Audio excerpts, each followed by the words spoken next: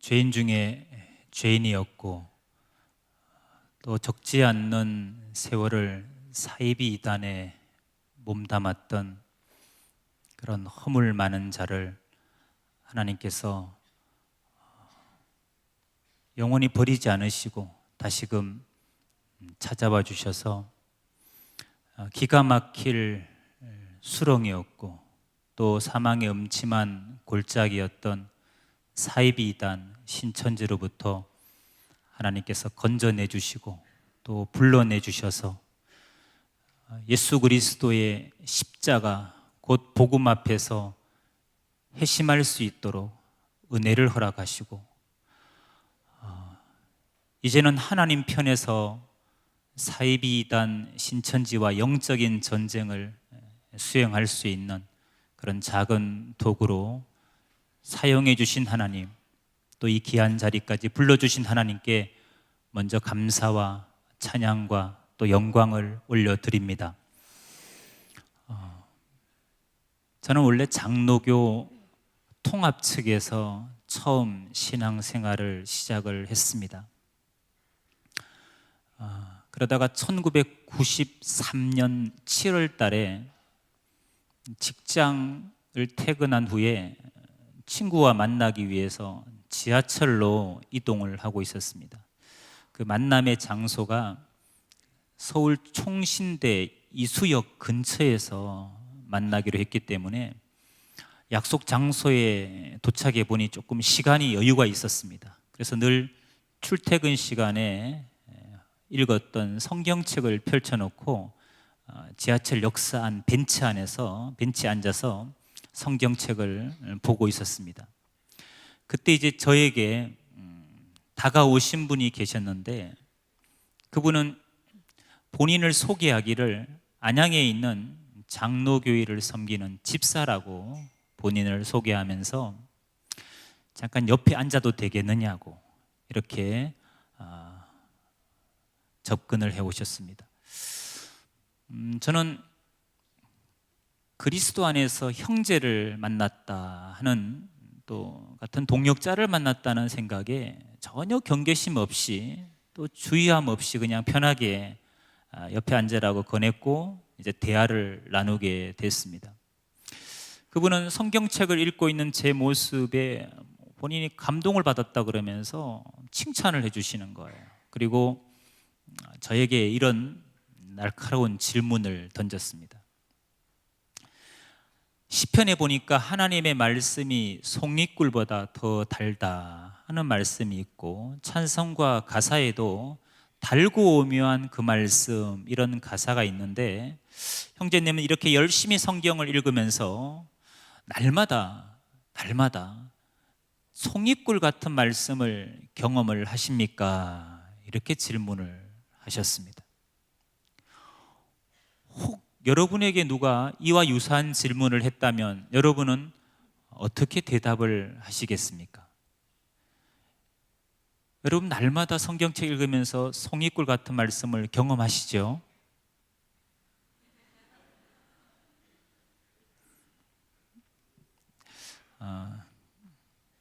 저도 양심이 있는 사람이었거든요. 날마다라는 말에 사실 찔리더라고요. 제가 그분에게 솔직하게 이렇게 말씀을 드렸습니다.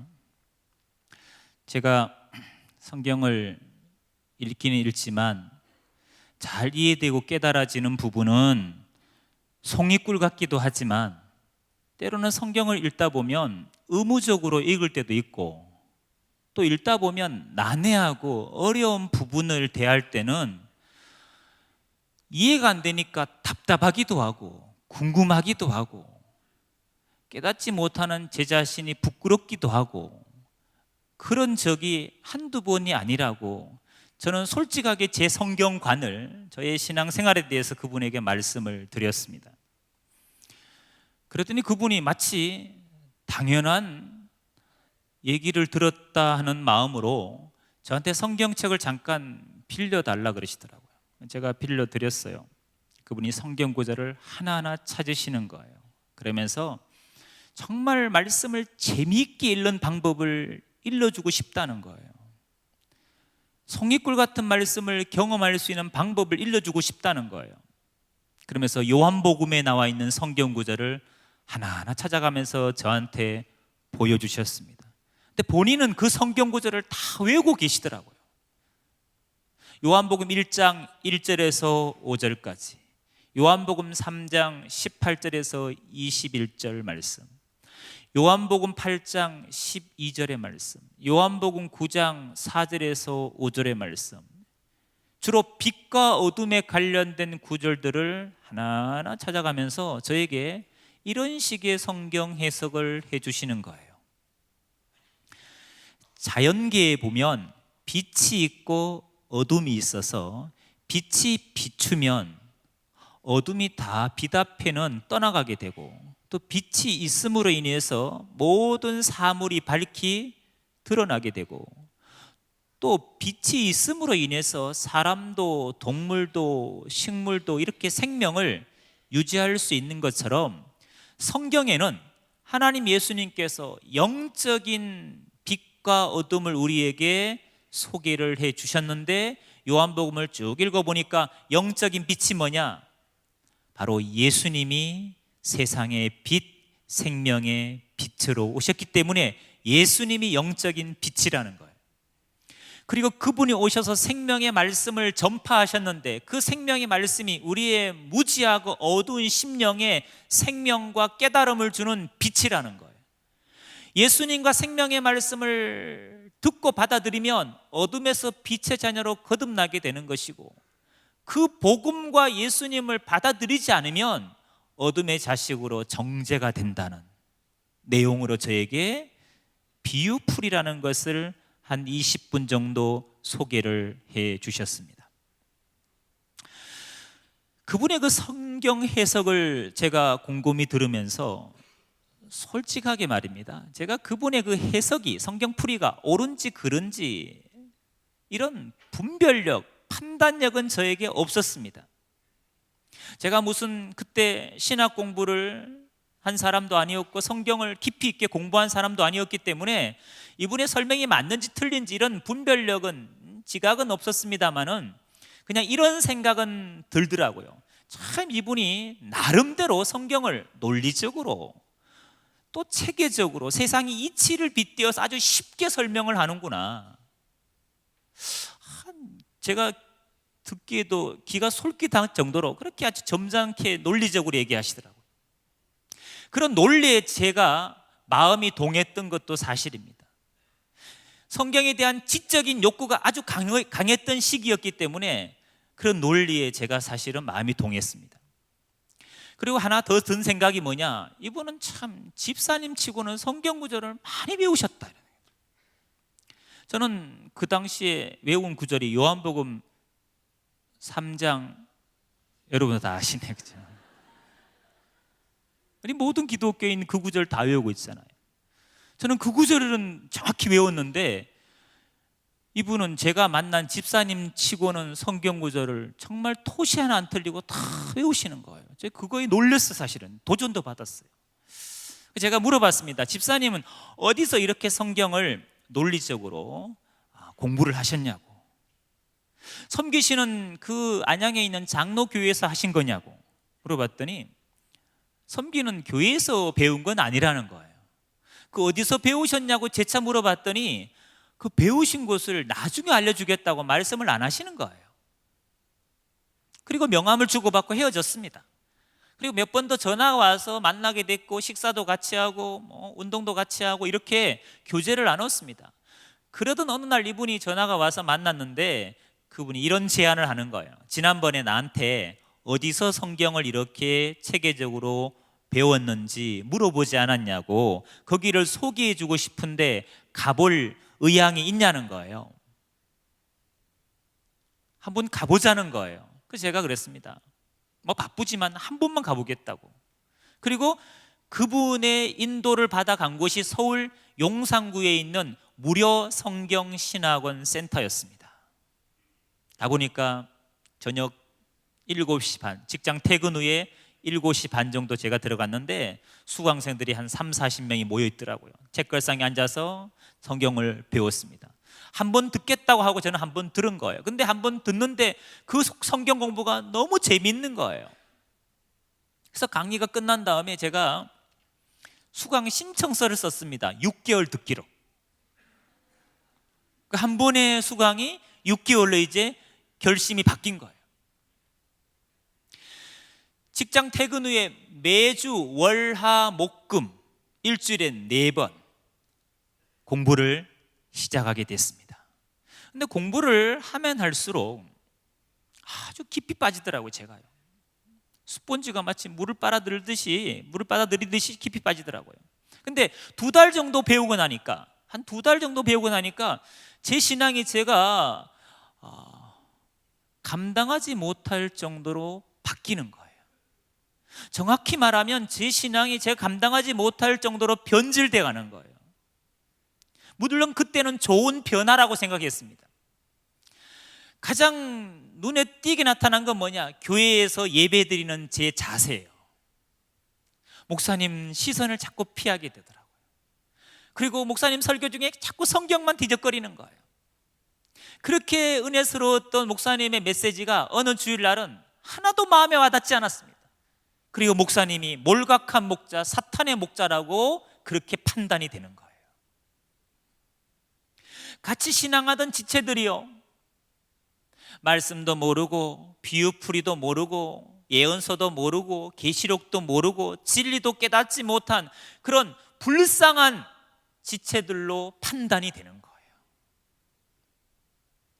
제가 심적으로 너무 힘들었습니다. 괴로웠습니다. 그렇게 판단이 되고 비판이 되니까 괴롭더라고요. 그래서 제가 교회 문제로 인해서 고민을 하게 됐습니다. 내가 이 교회를 떠나야 되나? 아니면 이런 거 다 무시하고 그냥 섬겨야 되나? 이런 고민을 하게 됐습니다. 2달 정도 지나니까 그 무료 성경 신학원 센터에서 이제 강사 전도사들이 잘 따라오니까 이제 노골적으로 자기들의 본심, 흑심을 드러내는 거예요. 그들의 결론은 이거였습니다. 오늘날 기성교회, 장로교, 감리교, 성결교, 침례교, 순복음이라는 기존 교회들은 다 바벨론이라는 거예요. 다 귀신에 처서고 만국이 다 비진리에 미혹되었기 때문에 거기서는 구원이 없다는 겁니다. 이런 어두운 밤에 하나님 예수님께서 이 땅에 진리가 있고 생명이 있는, 구원이 있는 교회 하나를 세웠는데 그곳을 비유로 말하면 높은 시온산이라는 거예요. 그리고 다른 말로 새하늘 새 땅, 줄여서 신천지라는 겁니다. 거기에 한 목자를 세웠다는 겁니다. 계시받은 한 목자, 이긴 자, 증인, 새 요한, 충성되고 지혜로운 종, 보혜사, 그리스도, 이 시대 구원자 한 사람을 세웠다는 겁니다. 그래서 지금은 기존 교회를 나와서 시온산으로 이렇게 교적을 옮기고 교회를 옮겨야 될 때라는 거예요. 거짓 목자를 버리고 참 목자가 있는 신천지로 교적을 옮기라는 거예요. 그걸 그들의 용어로 뭐라 하느냐? 유월 이런 용어를 씁니다. 영적 유월 이런 용어를 씁니다. 저보고 영적인 유월을 하라는 거예요. 누가 여러분에게 이런 황당한 얘기를 아는 지인이 했다거나 모르는 사람이 했다고 한번 가정해 보겠습니다. 여러분, 그런 말을 듣고 어떻게 반응하실 거예요? 무반응. 가만히 계실 거예요. 그냥 그런 얘기 듣고? 아마 여러분이 정말 건강한 그리스도인이라면 누가 그런 말을 하면 강한 거부감이 생겨야 될 겁니다. 아이고, 말 같지 않는 말을 하시네요 하면서 강한 거부감, 부정하는 마음이 생겨야 될 거예요. 그 사람이 아는 지인 같으면 이 사람이 이상한 이단에 빠졌구나 이렇게 생각을 하셔야 될 거고, 빨리 섬기는 교회에 와서 목사님한테 아는 그 사람을 상담을 통해서 아니면 상담소 연결해서 빨리 빼내주기 위해서 여러분이 뭔가 행동을 취하셔야 될 거예요. 그렇게 하실 거죠? 예, 감사합니다. 여러분 같으면 그런 거부감을 느끼셨을 텐데, 저는 그 말을 듣고 그들의 그 흑심을 듣고 노골적인 그 황당한 표현을 듣고 저는 어떻게 반응을 했을 것 같습니까? 강한 거부감요? 괜찮습니다. 저는요, 거부감이 안 생기더라고요. 그 말이 맞다고 인정이 되고 동의가 되더라고요. 그래서 정말 2, 3일 정도 고민하고요, 제가 섬기는 그 장로교 목사님한테 이렇게 말씀드렸습니다. 집 주변에 가까운 개척교회가 있어서 너무 어려운 것 같아서 제가 그 개척교회를 돕겠습니다. 그렇게 거짓말까지 해가면서 저는 장로교회를 나와서 신천지로 교적을 옮겼습니다. 신천지에서 그렇게 핑계로 나오면 제일 편하게 나올 수 있다는 거예요. 그렇게 거짓말을 자세히 가르쳐 주더라고요. 그 당시에는 다 그런 식의 핑계로 신천지로 넘어갔습니다. 이사 가야 된다, 직장 때문에 멀어졌다, 가족 중에 누가 개척을 해서 도와야겠다, 누굴 전도해야겠다, 이런 핑계 아닌 핑계를 대면서 신천지로 다 교회를 옮겼습니다. 저는 신천지 그렇게 거부감, 그들의 그 노골적인 표현을 듣고 거부감이 안 생기고 그렇게 그들의 말대로 동조한 이유를 생각해 봤습니다. 여러분, 저는 왜 여러분처럼 강한 그런 말에 거부감이 안 생기고 동의가 됐을까요? 여러분, 저는 이게 정말 중요한 얘기입니다. 여러분, 2달 동안 매주 월화 목금 하루 2시간 반 동안 뭘 했습니까? 제가 무료 성경신학원 센터에서 성경 공부를 했습니다. 여러분, 성경 공부란 말, 우리 그리스도인들에게는 거부감이 느껴지는 말이 아닙니다. 제가 어떤 동기로 성경 공부를 했을까요?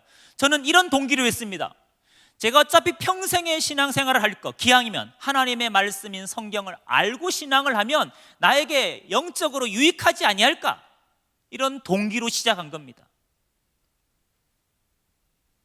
여러분, 2달 동안의 그 성경 공부는요, 저의 지각을 이미 망가뜨려 놨습니다. 분별력을 잃게 했습니다. 분별이 안 된 거예요. 그래서 그런 흑심을 듣고도 동의가 되는 거예요.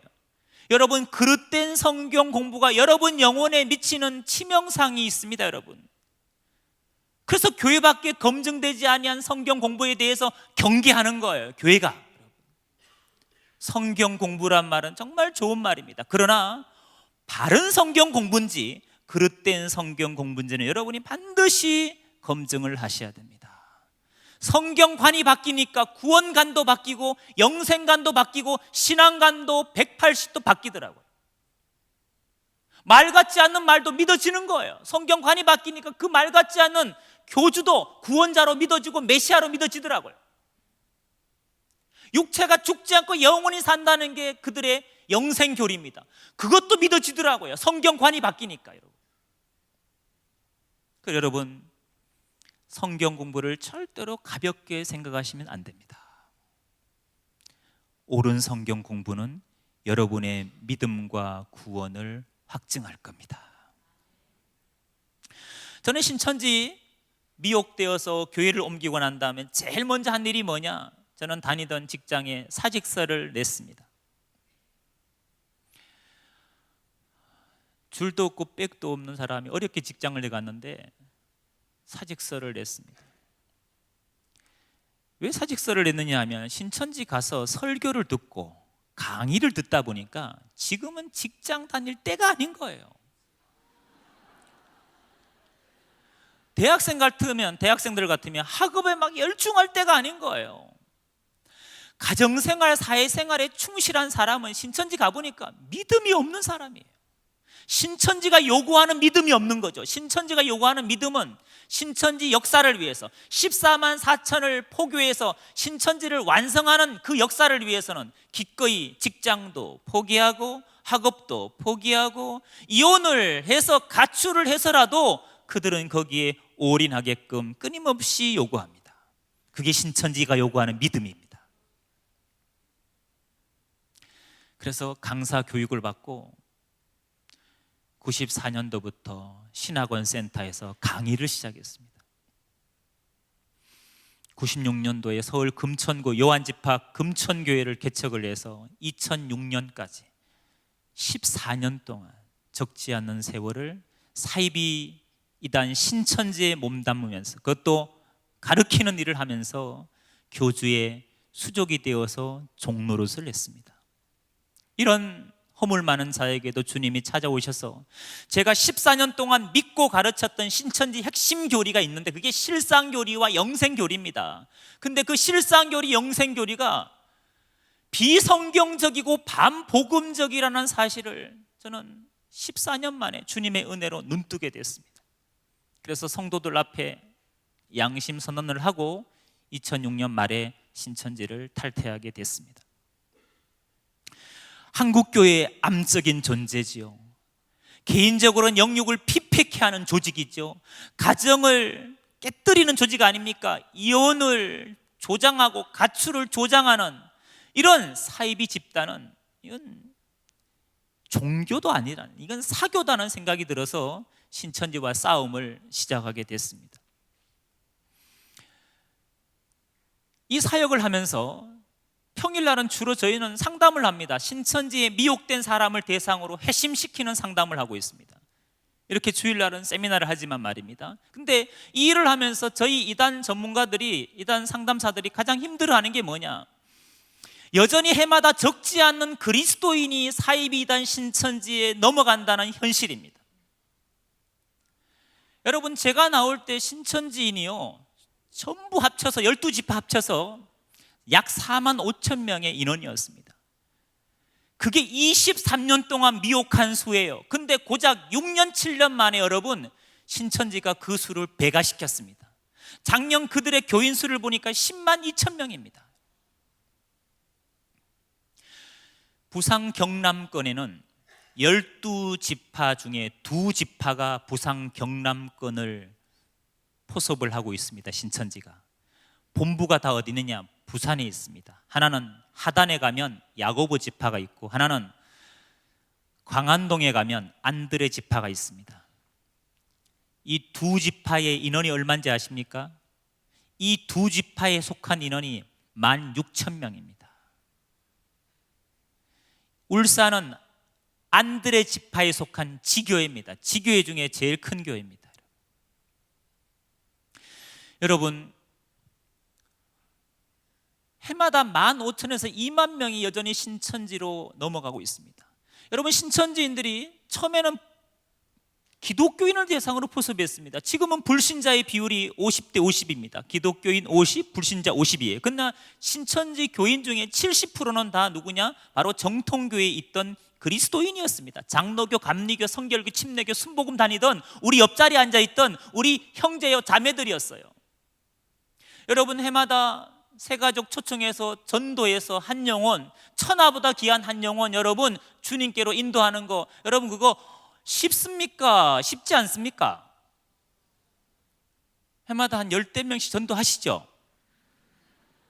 여러분, 한 영혼을 주님께 인도하는 게 하나님이 허락하시지 않으시면, 또 우리가 헌신하고 사랑으로 우리가 기도하지 않으면 이루어지지 않습니다. 그렇게 우리가 힘들게 전도한, 그래서 교회란 울타리 속에 들어온 양이 된 거 아닙니까? 우리 양떼 아닙니까? 주님, 목자 되는 주님을 따르는 양인데 이 울타리를 말입니다, 이리가 교묘하게 허물고 넘어오는 거예요.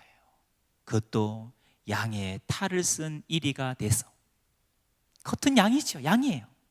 속에는 노략질한 이리예요. 이리가 양의 탈을 쓰고 들어와서 양들을 늑탈해 간 겁니다. 여러분, 사이비단 신천지에 빠진 사람 70%는 바로 교회가 잃어버린 양입니다.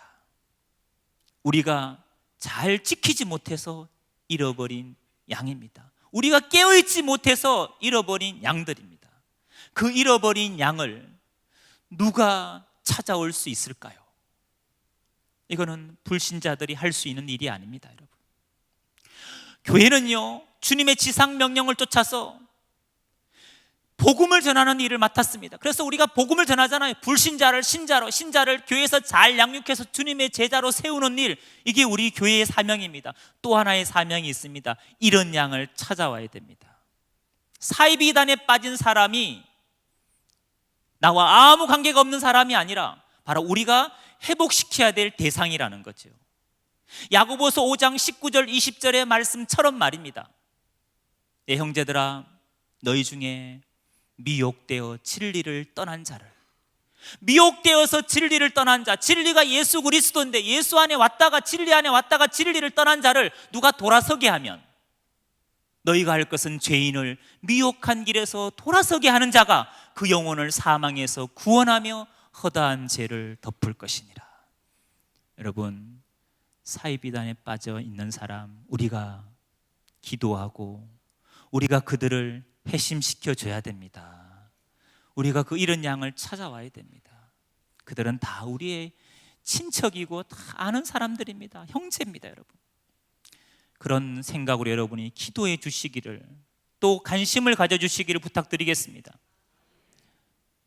사실 교회마다 경계를 안 하는 게 아닙니다. 끊임없이 담임 목사님께서 설교를 하시고 또 이런 세미나도 하시고 주보에 광고를 내시면서 이단 신천지를 경계하고 있음에도 여전히 넘어가는 이유는 제가 봤을 때 무관심인 것 같습니다. 무관심, 무감각. 무슨 말이냐 이런 거예요. 아직까지도 신천지 이단의 문제가 나와는 아무 관계 없는 거예요. 이 문제를 그냥 삼자의 입장으로 객처럼 강 건너 불구경하는 식으로 이 이단 문제를 바라보는 사람들이 여전히 우리 교회 안에 있다는 사실입니다. 이단과의 전쟁이 나의 전쟁이 아니라 타인의 전쟁인 것처럼 그냥 방관하시는 분이 여전히 있다는 사실입니다. 이런 거 쉽게 말하면 나는 절대로 사이비단 같은 데 안 갑니다, 목사님. 이런 거잖아요, 여러분. 뭐 이웃에 섬긴, 이웃 교회를 다니는 김 집사는 믿음이 연약하니까, 아니면 누구는 새신자니까 혹 넘어갈지 몰라도 나는 뭐 제자 훈련도 받았고, 나는 뭐 집사고, 나는 권사고, 나는 누가 무슨 말해도 사이비단 신천지 같은 데는 안 갈 거라는 생각을, 내 가족은, 내 교우는 이런 생각을 한다는 거예요. 여러분 그런 생각 하시죠? 그게 문제라고요. 그런 생각은 여러분 좋은 생각이 아닙니다. 나는 절대로 안 가, 이런 생각보다는 이것이 더 성경적인 생각입니다. 저를 따라 한번 복창해 주시면 감사하겠습니다. 나도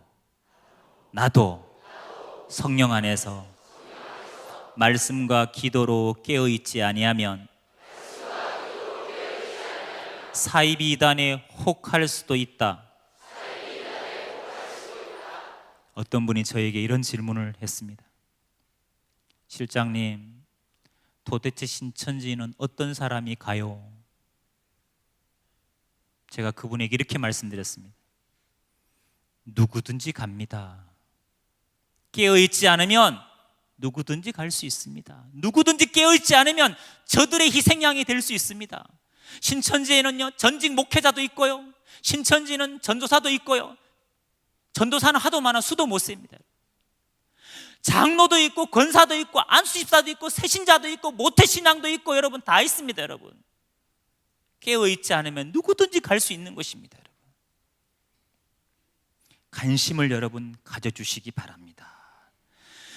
오늘 우리 본문의 말씀이 마태복음 24장 3절에서 5절까지 말씀이었습니다. 여러분 이 내용이 뭡니까? 예수님이 감람산에 계실 때 제자들이 종용이 와서 주님께 질문을 했습니다. 어느 때 이런 일이 있겠사오며 주의 임하신가 세상 끝에는 무슨 징조가 있사오리까? 주의 임하신가 세상 끝에 징조를 제자들이 예수님께 물어본 거예요. 예수님의 첫 답변이 여러분 뭡니까? 난리 난다는 겁니까? 기근 지진이었습니까? 그 이전에 하신 말씀은 이겁니다. 예수께서 대답하여 가라사대 너희가 사람의 미혹을 받지 않도록 주의하라. 뭘 주의하라고요? 미혹하는 사람이 있다는 거예요. 사람이 미혹한다는 겁니다. 그것도 한둘이 아니라는 거예요. 우죽순처럼 많다는 겁니다. 5절에 보니까 많은 사람이 내 이름으로 와서 이르되 나는 그리스도라 하여 많은 사람을 미혹하리라. 저 그리스도가 너무 많다는 겁니다. 여러분 오늘날 사이비 이단은 신천지만이 아니잖아요. 정말 관심 있게 보시면 우리는 어렵지 않게 이단에 속한 사람을 만날 수 있고 볼 수 있습니다. 하나님의 교회 들어본 일 있죠? 안상옥 증인회입니다. 안상옥이를 아버지 하나님으로 믿고 있고 그 부인 장길자를 어머니 하나님으로 믿는 종교입니다. 거기는요 200만이 넘었습니다. 교회 수가 세계적으로 2200개입니다, 여러분. 여러분, 만만하지 않습니다. 몰몬교, 안식교, 구원파는 또 얼마나 파벌 또 많습니까? 박옥수파, 이요한, 권신찬. 여러분, 우리가 관심만 가지면 이단은 그렇게 어렵지 않게 볼 수 있습니다. 여호와 증인 얼마나 많습니까, 여러분? 이게 여러분, 주님이 말씀하신 때의 징조인 줄 믿습니다. 그래서 이단이 이렇게 많은 것은 하나도 이상한 일이 아니에요. 교회에서 이단을 경계하는 건 하나도 이상한 일이 아니에요. 이거는요, 주님의 말씀이 그대로 이루어진 거예요. 초대교회도 마찬가지입니다. 사도들이 여러분 초대교회 편지 보낼 때 서신서에 꼭 빠지지 않고 언급되는 게 뭡니까? 바로 적그리스도 거짓 선생의 문제였습니다. 왜? 고린도 교회 교인들이 그 다른 복음, 다른 예수, 다른 영을 쫓아가더라는 거예요. 용납하고 다른 복음을 따라가더라는 거예요. 그걸 경계했습니다. 바울은 갈라디아 1장 6절에서, 고린도후서 11장 4절에서, 베드로 사도는 베드로후서 2장 1절에서 저 민간에 거짓 선지자들이 있는데 문제는 너희 중에도 거짓 선생이 있어서 멸망케 할 이단을 가만히 끌어들여 자기들을 사신 주를 부인하게 한다는 거예요. 밖에도 있는데 안에도 들어와 있다는 거예요. 그들은 서로 통한다는 거예요. 그래서 누굴 미혹하느냐? 베드로후서 2장 14절 보니까 굳세지 못한 영혼을 미혹한대요. 교회 안에 굳세지 못한 영혼. 19절에 보니까 그들에게 뭘 준다느냐? 자유를 준대. 자유를. 여러분, 자유 얻었어요? 자유 얻어야 돼요? 이 대답이 이렇게 흐리지요? 자유 얻었어요? 자유 얻으셔야 돼요? 여러분, 이미 진리 안에, 예수 안에 자유를 얻으신 겁니다. 죄의 종로로 사다가 우리가 예수 그리스도의 십자가의 복음을 통해 이미 자유한 거 아니에요. 나 자유 얻었네, 너 자유 얻었네, 우리 자유, 그렇게 부르지 않았습니까? 근데 저들은 이렇게 얘기합니다. 자유를 얻어야 된다고. 우리는 이미 진리 안에 자유 얻었다고 믿고 있는 우리에게 와서 자유를 얻어야 된다는 거예요. 그 말은 뭡니까? 또 다른 진리가 있다고 유혹하는 거예요. 또 다른 은비한 비밀, 또 다른 뭔가 깊은 하나님의 말씀이, 또 다른 얻어야 될 구원과 자유가 있다고 그들은 미혹하는 거예요. 여러분, 다른 자유, 다른 복음은 없습니다. 근데 교묘하게 성경 갖고 미혹하는 겁니다. 여러분. 그걸 여러분, 베드로 사도는 경계했습니다. 여러분, 초대교회 또 끊임없이 교회에 편지할 때 사도들은 거짓 그리스도, 적그리스도, 영지주의자들, 에비언주의자들 다 경계했습니다. 여러분, 오늘날 또 그때처럼 경계하는 건 이거는 당연한 거 아니겠습니까, 여러분? 당연히 해야 됩니다. 여러분, 무관심에서 벗어나시면 이 싸움은 우리가 이긴 겁니다, 여러분. 여러분이 깨어 있어서 여러분 영혼을 지키고 가족을 지키고 교회를 지킨다면 말입니다, 더 이상 신천지가 와 있어도 미혹할 사람이 없는 거예요. 제가 부산에서 지금 사역을 하고 있는데요, 제가 한 4년 전에 부산 상담 때문에 올 일이 있어서 그때는 이제 서울에 있을 때인데 잠깐 내려왔는데, 이제 지하철 환승을 하는데, 서면역에서 환승을 하는데요, 먼 눈에는 뭐만 보인다고. 저는 꼭 그게 보여요. 그게 그냥 지나갈 수가 없어요. 저는 사실은요, 제가 당해봤잖아요. 어떤 자매가 열심히 성경 들고 어떤 형제한테 막 설명을 하는 거예요. 아담 때 뭐 사람이, 아담이 첫사람이 아니고 뭐 뱀이 그 뱀이 아니고, 어디서 많이 듣던 얘기잖아요. 제가 가던 걸음을 멈추고 유심히 지켜봤죠. 아니나 다를까 이 자매는 신천지인이고 형제는 대전에서 친구 만나러 왔다가 지하철 서면역에서 딱 걸린 거예요. 형제의 눈을 보니까 이미 맛이 갔어. 이미 호흡해서 자기 전화번호 적어주고 그러고 있는 거예요, 여러분. 제가 그 형제한테 그랬어요. 형제님, 방금 만난 저 자매는 신천지인이라고. 지금 이건 신천지 성경 교리, 신천지 미혹 교리에 걸리신 거라고. 이렇게 신천지들이 미혹한다는 걸 교회 섬기는 교회에서 못 들어봤냐고 제가 말씀드렸더니 한 번도 못 들어봤다는 거예요. 한 번도 말 안 한 교회도 있다는 얘기입니까? 아니 말했는데 기억을 못하는 걸까요? 자기 문제 아니니까 관심도 안 가진 거죠. 얘기 안 하셨겠어요, 목사님들이? 여러분, 대구의 경북대 법학과 학생이 신천지에 미혹이 됐습니다. 상담을 받으러 우리 부산 상담소에 왔는데 제가 물어봤어요. 형제님, 섬기는 교회에서 신천지 포섭법 한 번도 들어본 일이 없습니까? 하니까 자기 1시간 반짜리 풀 영상을 봤다는 거예요. 그대로 당하신 거 아닙니까? 하니까 똑같이 당했대요. 근데 왜 분별을 못 하셨어요? 하니까 이렇게 얘기하더라고요. 자기가 당할 줄은 몰랐다는 거예요. 우리는 다 이런 식입니다, 여러분. 정말 관심을 부탁드립니다. 그 다음에 신천지에 잘 넘어가는 이유는요, 사이비단 신천지의 그 교묘한 포교법을 몰라서 그렇습니다. 제가 말씀드린 그들의 포교법은 좀 더 정확한 디테일한 포교법을 말씀드리는 거예요. 또 하나는 신천지 그 모순된 성경 공부의 모순점을 모르기 때문입니다. 어떤 사람은 신천지인 줄 알고 성경 공부해서 넘어간 사람도 있어요. 신천지 알아. 근데 성경 배워보니까 너무 재밌어서 미혹된 거예요. 제가 아는 어떤 분이요, 부인이 신천지 빠졌어요. 남편이 이제 그 부인을 빼내기 위해서 설득한 거예요. 설득이 되나요? 안 되지요. 부인이 도리어 이렇게 얘기한 거예요. 당신은 나보다 성경도 많이 읽었고 직분도 먼저 받았고, 그러니까 당신이 여기 신천지 센터에 와서 무조건 이단일 하지 말고 한 번만 성경 공부해보고 뭐가 틀렸는지 성경적으로 얘기해주면 자기도 신천지 나오겠다는 거예요. 당신이 와서 분별해주면 내가 나오겠다는 거예요. 남편이 그래? 내가 당신 빼내야지 하고 싸우러 갔다가 장렬하게 전사한 거예요. 자기가 성경 공부하고 자기가 혹해서 넘어간 거예요. 여러분, 적을 모르고 달려드시면 안 됩니다. 그건 용감한 게 아닙니다. 용기가 아닙니다, 여러분. 무모한 거예요, 여러분. 적의 미혹교리가 도대체 뭐가 잘못됐는지 정확히 객관적으로 분별할 수 있을 때, 여러분, 그들을 향해 우리가 대적할 수 있고 또 빠진 사람을 회심시킬 수도 있지, 그들의 미혹교리도 모르면서 그냥 용기만 갖고 싸우러 가서는 안 된다고 제가 말씀드리는 거예요. 여러분, 지금 영적인 전시입니다. 전시. 우리가 지금 전쟁을 치러야 되는데, 여러분, 전쟁 때 어떻게 해서 전쟁에 나가야 됩니까? 여러분, 그냥 나가자 그러면 그냥 뛰어나가면 됩니까? 아닙니다. 에베소 6장의 말씀처럼 하나님의 전신갑주를 꼭 입으셔야 됩니다. 무장하고 나가셔야 이길 수 있다고 말씀드리는 거예요. 제가 오늘은 여러분에게 포교법을 좀 잠깐 자세하게 말씀을 드리겠습니다.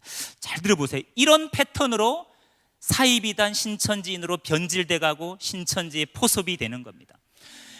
신천지는 여러분을 포섭할 때 제일 먼저 하는 게 있습니다. 뭐냐? 여러분에 대한 정보를 수집하는 겁니다.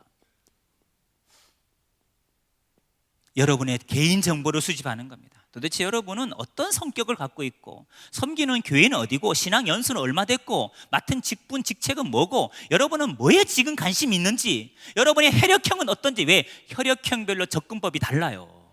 던지는 멘트가 달라요. 신천지가 많이 쓰는 게 설문조사 아닙니까? 성격 유형 검사, 행동 유형 검사 절대 하지 마세요, 여러분. 공짜라고 하지 마세요. MBTI, 애니어그램, 디스크, 미술 심리치료, 도형 그리기, 우울증 테스트. 요즘은 우울증 테스트 한다 그러면서 여러분 별의별 걸 다 합니다. 스트레스 테스트, 스트레스 있어 없어요, 여러분? 다 있어요. 없는 사람 없습니다. 그걸 테스트해가지고 어디로 연결하느냐? 힐링티, 힐링 스쿨에 연결하는 거예요. 전문 상담가한테 힐링해 주겠다고. 여러분, 각양각색의 방법으로 그들이 여러분을 미혹합니다. 요즘 미혹의 코드는 문화입니다. 문화 공연을 통해 미혹합니다. 여러분, 그래서 누가 아는 누가 모르는 누가 연극, 뮤지컬, 바울의 일대기 공연한다고 뮤지컬 보러 가자고, 연극 보러 가자고, 영화 보러 가자고. 근데 보니까 그 사람이 티켓을 샀어. 공짜래. 가야 돼 말아야 돼요?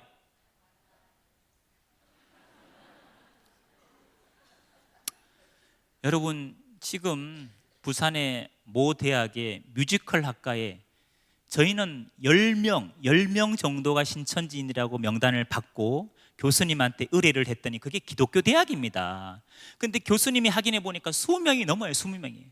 그 뮤지컬 학과의 그 선후배 관계 속에서, 친구 관계 속에서 다 포섭이 된 거예요, 여러분.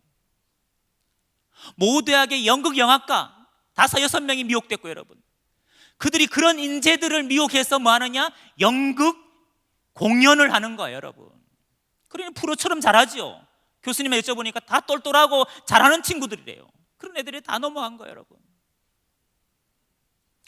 여러분의 정보를 먼저 수집합니다. 정보 수집은 가장 많은 방법이 이겁니다. 여러분이 아는 누가 신천지에 미혹됐다고 가정합시다. 그 한 사람을 앉혀놓고 신천지인은 뭐 하느냐? 그 사람과 관계된 모든 지인, 단 기독교인 먼저 모든 지인들의 개인 정보를 조사하는 겁니다. 이름부터 해서 핸드폰 번호부터 해서, 요즘은 카톡에 다 떠요, 안 떠요? 여러분, 모르는 사람이 전화하고 아는 척하고, 여러분 기독교인 사칭하고 정말 조심하셔야 됩니다, 여러분. 그 미혹된 사람을 통해 모든 가족과 친척과 같이 신앙했던 교우들, 친구들, 그들의 개인 신상을 다 조사하는 거예요. 특별히 그 사람의 기도 제목, 그 사람의 최근에 뭐에 관심이 꽂혀 있는지, 이런 관심사를 파악해서 그들은 계획을 세웁니다.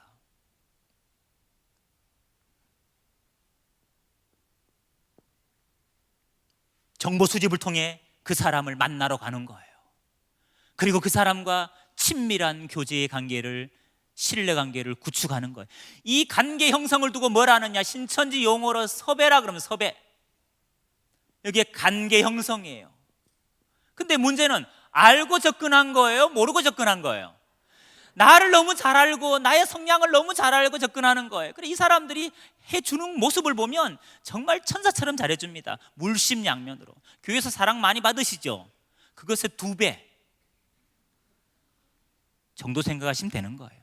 자, 좀 더 한번 쉽게 그림으로 표현해 볼게요. 못 그리는 그림이지만, 자, 여기에 뭐로 보이죠? 여러분 자신이라고 하면 가정해 보겠습니다.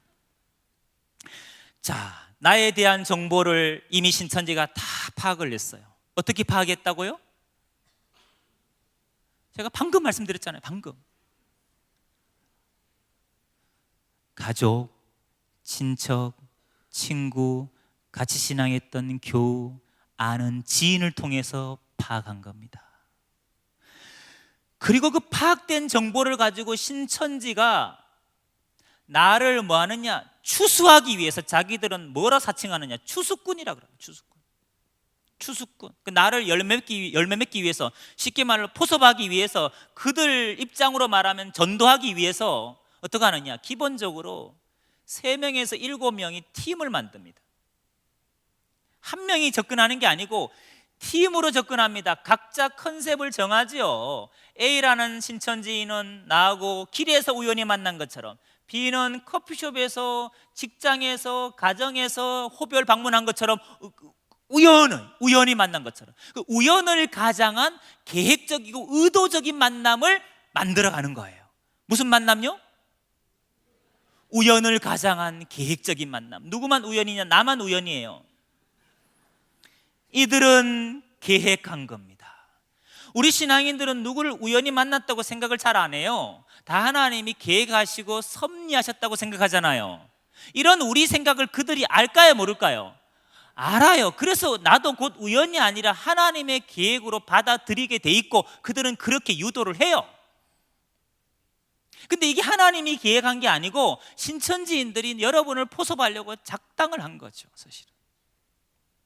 자, 이렇게 해서 접근한, 문제는 나를 안다는 거죠. 나를 안다. 내가 지금 자녀 때문에 힘들어하고 있는지, 내가 지금 가정 문제 때문에 힘들어하고 있는지, 내가 지금 육체 건강이 좋지 않아 힘들어하고 있는지, 내가 이성 문제 때문에 고민하고 있는지 알아요. 그래서 자녀 문제 때문에 고민하고 있으면 자녀 독서 지도사 연결해주고, 심리 상담 전문가를 연결해주고 그러는 거예요.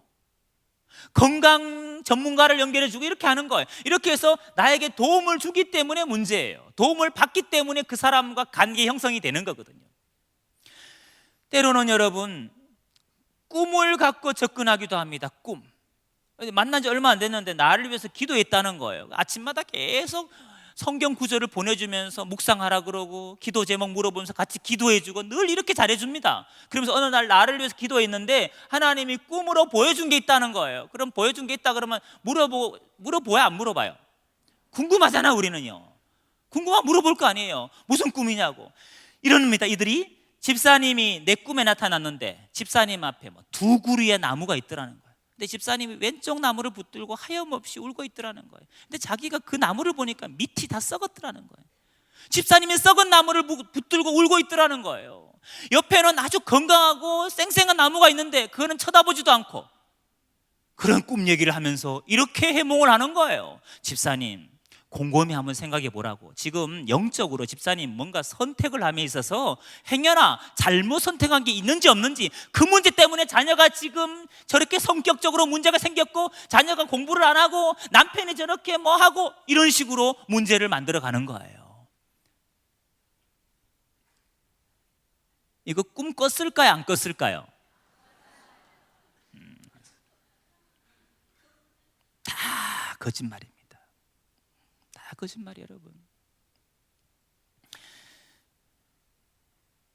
어떤 권사님은 제가 이 꿈 얘기하니까 자기가 만난 누가 있는데 이런 꿈이 아니더라는 거예요. 다른 꿈이더라는 거예요. 그분은 신천지가 아니지요? 이렇게 물어보니 저한테 제가 깜짝 놀랐습니다. 야, 하나만 가르치면 하나만 기억하는구나. 야, 이렇게 사람이 지각이 없구나. 어차피 거짓말인데 꿈의 레파토리는 다양하겠죠? 그럽니다 여러분. 여러분 우연히 여러분이 커피숍에서 식당에서 밥을 먹는데 누가 다가왔어. 여러분에게 이렇게 질문했다 합시다. 혹시 교회 다니시지 않냐고, 혹시 집사님 아니냐고 이렇게 얘기했다 합시다.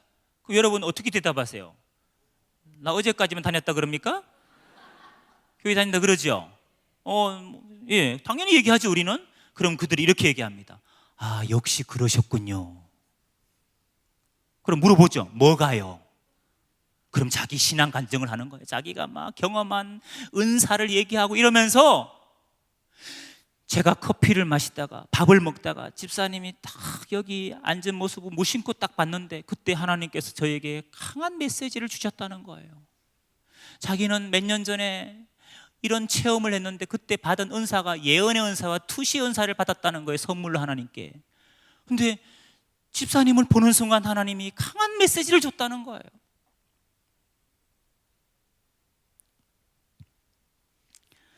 집사님 혹시 최근에 이러이러한 기도한 적 없습니까? 자녀가 지금 학업적으로 이런 문제가 있지 않습니까? 남편이 지금 사업적으로 이런 문제가 있지 않습니까? 집사님 보니까 지금 머리가 엄청 아프시네요. 진짜 머리 아파. 집사님 우울증이 많네. 내 문제를 정확히 맞춰. 내 문제를 귀신같이 맞췄어. 이 귀신이 맞거든요. 근데 이런 사람들에게 우리 그리스도인들이 어떻게 반응하는지 아세요? 예언의 은사와 투시 은사를 받았대. 이 사람은요 나를 정확히 알아맞혀. 그럼 이렇게 생각합니다. 하나님이 나에게 믿음의 동력자를 붙이셨구나. 이건 그렇게 생각할 게 아니라 야, 이거 완전히 사이비단 신천지 수법이구만 이렇게 분별하셔야 돼요. 여러분 후자처럼 분별하시기 바랍니다. 신천지 수법입니다. 근데 우리는 연약하다 보니까 그들의 은사와 그들의 믿음, 그들의 신앙을 뭐 하느냐? 의존하는 거예요. 그 유혹을 못 부리치는 거예요. 왜? 이들은 문제만 얘기하는 게 아니고 그것의 해결책까지 얘기해 주거든요. 이렇게 해야 된다고, 이렇게 해야 된다고. 이렇게 관계를 형성한 다음에 그 다음 단계가 뭐냐? 또 누군가를 우연히 매칭을 시킵니다. 우연히 여러분, 우연히 운동하러 갔는데 두 사람이 운동하러 갔는데 거기서 아는 사람 만나는 거예요. 아이고 사모님 여기 어쩐 일이세요? 둘이 운동하러 가는데 우연히 운동하는 데서 만난 거예요. 이 사람이 하는 말이 사모님 여기 어쩐 일이시냐고, 선교사님 여기 어쩐 일이시냐고. 그럼 선교사가 또 이럽니다. 아, 제가 가나에 선교하다가 안식년을 맞아서 들어왔습니다. 진짜 안식년마다 들어오신 선교사님도 계시지요. 그러나 이거는 신천지 수법도 있다는 걸 아셔야 되는 거예요. 이러면서 자연스럽게 나에게 이 선교사를 소개해 주는데 이 선교사님의 신앙을 칭찬하는 거예요. 이분 대단하신 분이라는 거예요. 나한테 하는 얘기가 내가 영적으로 너무 힘들어서 교회도 나가기 싫고 예수도 믿기 싫고 나중에 우울증까지 와서 자살하고 싶었을 때 어느 분 소개로 이 사모님 선교사님 만나서 기도받고 내가 영적으로 회복됐다는 거예요. 우리 남편이 그렇게 예수 믿는 걸 핍박하더니만 선교사님 소개해서 기도받더니 남편이 예수님을 영접하게 됐다는 거예요. 우리 가정이 축복의 통로가 됐다는 거예요. 이 선교사님 기도의 능력자라는 거예요. 집사님도 자녀 문제 있으니까 내가 선교사님 소개해 줄 테니까 기도 한번 받아보라는 거예요. 기도 받고 싶어 안 받고 싶어요? 목사님 받지 마시라 그러잖아요. 주보에다가 강구하시잖아. 받지 마시라고. 이런 식의 매칭이라고요. 매칭이 벌써 보이지 않습니까 여러분? 여러분 이렇게 해서 큐티를 하자 그러고 성경이 읽어지네 프로그램을 하자 그러고 다 도용하고 사칭하는 겁니다. 또 무슨 나라와 민족을 위해서 기도하자 그러고 성경 통독하자고 이렇게 자연스럽게 뭐 하느냐? 성경 공부로 유도하는 걸 두고 뭐라 하느냐? 바로 복음방이라 그럽니다. 자, 한번 복음방 해볼까? 복음방. 이게 뭐냐? 개인적으로 하는 성경 공부입니다. 집이나 사무실이나 스터디룸 같은 데 빌려가지고 공간이 있으면 거기 모여서 뭐 하느냐? 두세 사람이 모여서 성경 공부를 하는 거예요. 경성대, 부산 경성대 앞에 가니까 노래방이 있다가 안 돼서 이사를 갔어요. 노래방 건물을 그대로 얘들이 신천지인들이 들어가서 그걸 임대해가지고 거기다가 노래방 안은 뭐가 잘 돼 있습니까? 노래방은 방이 칸칸이 돼 있죠. 방음이 잘 돼 있죠. 거기 인테리어만 조금 수정해가지고 거기서 뭐 하느냐? 칸칸이 방마다 복음방을 하고 있는 거예요. 그 노래방 이름이 외부에는 뭐냐? 째꼬리 노래방이에요. 째꼬리 노래방. 겉은 째꼬리 노래방에 들어가 보면 뭐냐? 신천지 복음방이에요. 동래구 온천동에 가면요 1층이 시저스 노래방입니다. 문 열고 들어가면 신천지 센터예요. 위장교회 차려놓고 대한예수교 장로의 수정교회, 대한예수교 장로의 섬기는 교회, 대한예수교 장로의 행복한 교회, 각양 장로교 4층에서 그들이 위장교회를 만들어 놓고 호시탐탐 노리고 있습니다. 이렇게 해서 개인 성경 공부를 통해서 신천지 교리를 이제 맛을 들이는 겁니다. 물론 신천지라는 거 밝힐까요? 안 밝힐까요? 여러분이 가만히 보니까 다 수법이 신천지야. 그래서 혹시 집사님 신천지지? 선교사님 신천지시죠? 이렇게 여러분이 분별했다 합시다. 그럼 그들이 어떻게 나올 것 같습니까? 아이고 집사님, 권사님 눈치도 빠르시니 어떻게 아셨어? 이럴까요? 절대 그렇지 않습니다. 여러분 신천지인들은요 특징이 있습니다. 여러분을 포섭하고 미혹할 때 신천지인의 특징을 꼭 기억하셔야 됩니다. 신천지는 거짓말과 연기력이 빼어납니다. 따라합시다. 신천지는 거짓말과 연기력이 탁월하다. 하는 말마다 거짓말입니다. 여러분이 신천지라는 걸 분별하고 얘기해도 그들은 자기가 철저히 아니라고 얘기합니다. 그리고 이런 말을 많이 합니다. 성경적으로 잘못된 게 뭐가 있냐고, 성경적으로 틀린 게 뭐가 있냐고, 성경적으로 틀려야 이단이 아니냐, 이런 식으로 나옵니다. 여러분 그 다음에 신천지가 이렇게 개인 복음방을 할 때, 훌륭한 선교사나 사모를 통해 성경 공부를 할 때 그들은 이런 말을 많이 합니다. 이거 철저히 비밀을 지켜야 된다고, 이거 숨겨야 되고 이거 감춰야 된다는 거예요. 누구한테 숨기고 감추고 비밀을 지키라 그럴까요? 목사님, 교회 식구들, 그리고 가족들, 친구들에게 철저히 비밀을 지키라 그럽니다. 그걸 그들 용어로 입막음이라, 입막음, 입조심시킵니다. 근데 입막음 할 때 꼭 뭐 갖고 미혹하느냐? 성경 구절을 갖고 마치 비밀을 지키고 숨기고 감추는 것이 성경적인 양, 하나님의 말씀대로 하는 양, 그렇게 미혹한다는 걸 꼭 기억하십시오. 성경 구절로 설득시킵니다. 여러분을. 이런 말이 있어요. 잠언서 12장 23절 보면 슬기로운 자는 지식을 감추어 두어도 미련한 마음은 미련한 것을 전파한다고. 슬기로운 자 되실래요? 미련한 사람들을 물어보는 거예요. 슬기로운 자는 지식을 감춘다는 거예요. 마태 13장 44절 인용하면서 천국은 마치 밭에 감춘 보화 같은데 이를 발견한 후에는 숨겨두고, 보화를 발견하면 숨겨두라고 주님이 가르쳤다는 거예요. 내 소유가 됐을 때, 밭을 사서 내 소유가 됐을 때 자랑해야지, 발견했다고 자랑하면 사단 마귀가 와서 빼앗아 간다는 거예요. 그 절대로 말하면 안 된다는 거예요. 사단 마귀 해방을 받는다는 거예요. 이렇게 여러분을 성경 구절로 설득합니다. 여러분 눈빛을 보면서 설득 당했느냐 안 당했느냐 끊임없이 체크하면서 미혹합니다. 이렇게 해도 막 의심의 눈초리하면 또 미가설을 찾습니다. 너희는 이웃도 믿지 말고 친구도 의지하지 말고 품 안에 있는 여인에게도 입의 문을 삼가라고. 믿고 말하지 말라는 거예요. 절대로 한 입을 쓰고 있는 가족들에게도 입 조심해라는 거예요. 입의 문을 삼가라 그랬지 않냐 이거예요. 이게 하나님이 주신 지혜라는 거예요. 여러분 이렇게 성경 구절로 설득하면 거기는 100% 신천지입니다. 여러분. 아전 인수격으로 성경을 해석해서, 그릇 해석해서 여러분의 지각을 망가뜨리는 거예요. 그 다음에 삼자와 매칭하는 것이 복음방의 특징입니다. 관계 맺은 사람이 성경 가르치는 게 아니라 훌륭한 누구를 소개해서 복음방을 가르치려면 복음방 교사 자격증 최소한 상급이 있어야 됩니다. 그 자격증이 있는 신천지인이 개인적으로 성경을 가르칠 수 있는 거예요. 그래서 삼자와 매칭할 수밖에 없는 겁니다. 이렇게 해서 복음방을 거쳐서 그 다음 단계가 뭐냐? 센터입니다. 센터는 신천지 정규 가정 코스입니다. 여기는 훈련된 전문 강사들이 미혹하는 것입니다. 일주일에 4번 갑니다. 월화 목금 4번, 수요일 토요일은 보강 특강하고 일주일에 4번 5번은 가야 되는 거예요. 그것도 하루에 2시간에서 3시간 수업을 받습니다. 그리고 이게 오전반이 있고요, 오후반이 있고 저녁반, 하루 3타임 아니면 2타임은 동일한 강의가 있습니다. 하루 3타임, 2타임이 동일한 강의가 있습니다. 그리고 이걸 6개월에서 8개월 동안 배워야 된다고 얘기하고, 이 센터에 가면요 특징이 있습니다. 앞에 큰 흑칠판이 걸려 있습니다. 들어가 보면 딱 보여요. 여기는 강의실이에요. 강의실 가면 센터는 강의실입니다. 50명, 100명, 150명이 책걸상에 앉아서 공부하는데 앞에 단상에 큰 흑칠판이 있다고요. 성경은 반드시 개역 한글만 고집합니다. 개역 개정 절대로 안 봅니다. 왜? 개역 한글을 봐야 자기 교리와 맞거든요.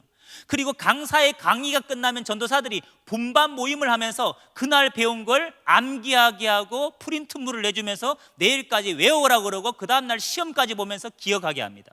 또 배운 걸 스피치를 시켜가면서 그걸 세뇌시켜가는 겁니다. 이게 센터 과정입니다. 자, 근데 이 복음방에서 센터 넘어갈 때 꼭 거치는 단계가 뭐냐? 면접을 본다는 걸 기억해 두시기 바랍니다. 입학 원서를 쓰고 사진 한 장을 제출하고 그리고 주민등록증을 카피해서 제출해야 됩니다. 면접 볼 때 이렇게. 직장 다닐 때 면접 보는 게 아니에요. 신천지 복음방에서 센터 넘어갈 때도 면접 봅니다. 근데 이걸 면접 보는 이유가 이 센터는 아무나 가는 게 아니라는 거예요. 그래서 다짐을 받고 배운 복음방에서 배운 걸 다시 한번 복습을 해가면서 철저히 세뇌시킵니다. 그리고 어렵게 다 합격시켜줍니다. 근데 어렵게 합격이 돼야 잘 배우더라고요.